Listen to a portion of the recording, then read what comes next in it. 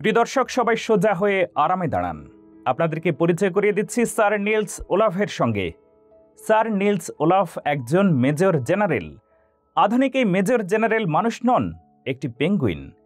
পৃথিবীর সবচেয়ে সম্মানিত এই পেঙ্গুইনের পূর্ণ উপাধি major general sir Nils Olaf তৃতীয়।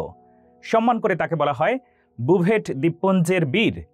পেঙ্গুইনের জগতে বিশ্বের সর্বোচ্চ খেতাবধারী এই পেঙ্গুইনকে গিনেস ওয়ার্ল্ড রেকর্ডস স্বীকৃতি দিয়েছে। 21 বছর বয়সী কিং জাতের penguin major general sir Nils Olaf তৃতীয় যুক্তরাজ্যের স্কটল্যান্ডের এডিনবার্গ চিড়িয়াখানায় বাস করেন। নাইটহুড খেতাবপ্রাপ্ত এই পেঙ্গুইন গত বছরের শুরুর দিকে নতুন পদ মেজর জেনারেল পদোন্নতি পেয়েছেন। এখন প্রশ্ন হলো, পেঙ্গুইন হয়ে এত ক্ষমতা দিয়ে কি করে সে? কিং জাতের পেঙ্গুইন চিড়িয়াখানার কাছে বিশেষ তাৎপর্য ধারণ করে। এই জাতের পেঙ্গুইন শুধু চিড়িয়াখানার মাস্কট, ব্যাপারটা কিন্তু এমন নয়। এর সঙ্গে নরওয়ের রাজার বিশ্বখ্যাত দেহরক্ষী বাহিনী নরওয়েজিয়ান কিংস গার্ডেরও মাস্কট এই কিং পেঙ্গুইন। পেঙ্গুইনটি চিড়িয়াখানার তৃতীয় কিং পেঙ্গুইন। বর্তমানে সে কিংস গার্ডের অফিসিয়াল মাস্কটের দায়িত্ব পালন করছে। এই ঐতিহ্য 1972 সালে শুরু হয়েছিল, যখন স্যার নিলস ওলাফ প্রথম মাস্কট নিযুক্ত হয়।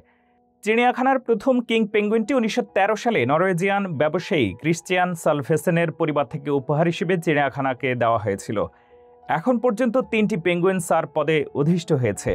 পূর্ববর্তী পেঙ্গুইনদের মৃত্যুর পরে নতুন পেঙ্গুইনকে নিলস ওলাফ নাম দেওয়া হয়। 1961 সালে নরওয়েজিয়ান কিংস গার্ডের মেজর নিলস এজিলের এডিনবার্গ চিড়িয়াখানায় আসেন আর্মির ড্রিল ডিসপ্লে দেখতে। ডিসপ্লেতে পেঙ্গুইনের অংশগ্রহণ দেখে পেঙ্গুইনের প্রতি আগ্রহী হন তিনি। কিং পেঙ্গুইনের রাজকীয় মার্চ মেজর নিলস এজিলিয়ানকে নরওয়েজিয়ান কিংস গার্ডের সৈন্যদের মার্চের কথা মনে করিয়ে দেয়।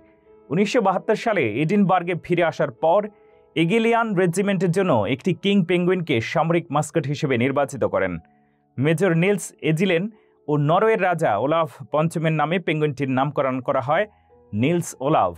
কিন্তু মজার বিষয় হলো, স্যার নিলস ওলাফ তৃতীয় এখন সেই মেজর নিলস এজিলেনকে ছাড়িয়ে মেজর জেনারেল হিসেবে পদোন্নতি পেয়েছেন।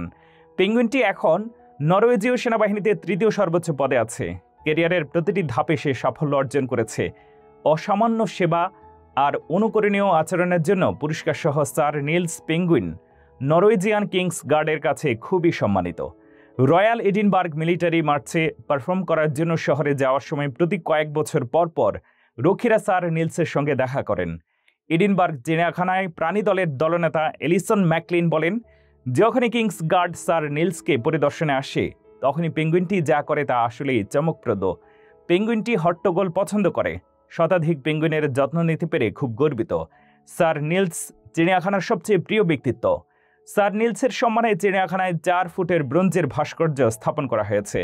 হুবহু আরেকটি ভাস্কর্য অসলোর হুসবি লেইরে নরওয়েজিয়ান কিংস গার্ড ঘাঁটিতেও স্থাপন করা হয়েছে। গিনেস ওয়ার্ল্ড রেকর্ডসের সম্পাদক in chief Craig Glenday sir নিলসের রেকর্ড আপডেট করতে এবং তাকে একটি চকচকে নতুন সনদপত্র উপহার দিতে চিড়িয়াখানা পরিদর্শন করেছেন। ক্রেইগ বলেছেন, আমি ভাগ্যবান যে আমার সময়ে গিনেস ওয়ার্ল্ড রেকর্ডসে অনেক নাইটের মুখোমুখি হতে পেরেছি, যেমন স্যার রিচার্ড ব্র্যানসন, স্যার রানোলফ ফিয়ান্স এবং স্যার ক্রিস্টোফার লি। তবে একজন নাইটি শুধু প্রতি ঘন্টায় 8 মাইল বেগে মুখে মাছ নিয়ে 50 মিটার গভীরতায় সাঁতার কাটতে পারে। প্রিয় দর্শক, কেমন লাগলো স্যার নিলস ওলাফের ব্যতিক্রমী এমন সাফল্যের গল্প? কমেন্ট করে জানান আপনার মতামত। জগতের সাথে থাকার জন্য ধন্যবাদ।